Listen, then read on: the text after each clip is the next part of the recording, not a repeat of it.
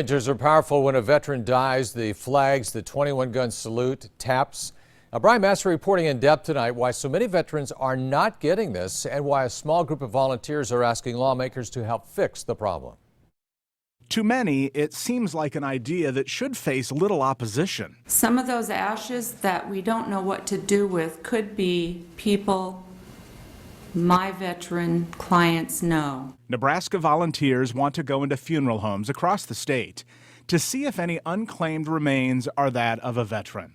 And if they are, and the Nebraska Missing in America Project has found 29 veterans in 2 years, their ashes are placed in these decorative, patriotic urns that lead to a proper military escort and funeral. U.S. Navy, Vietnam. But many funeral homes have been resistant to let them in. The funeral home's main objection and worry is the fear of lawsuits. Some funeral home directors think that if they give up control of the remains and a family member shows up years later, they'll get sued.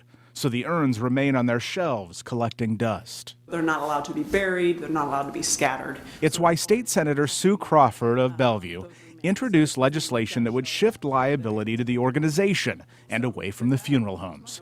If it becomes state law, volunteers believe there are hundreds of veterans who have died and would now be honored by the military they served in a national cemetery. The closest national cemetery to Omaha is more than 250 miles away. Soon this farmland will be converted to the Omaha National Cemetery.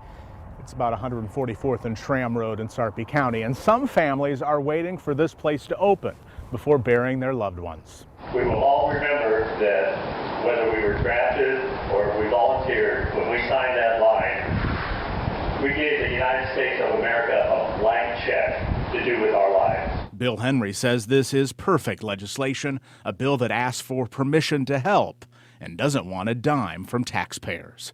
With photographer Jim Hinchuk, I'm Brian Mastery reporting, WWT 6 News. LB 146 had no opposition at the hearing. Organizers estimate there are more than 200 veterans in Nebraska whose ashes are stashed in funeral homes and still awaiting a proper military service.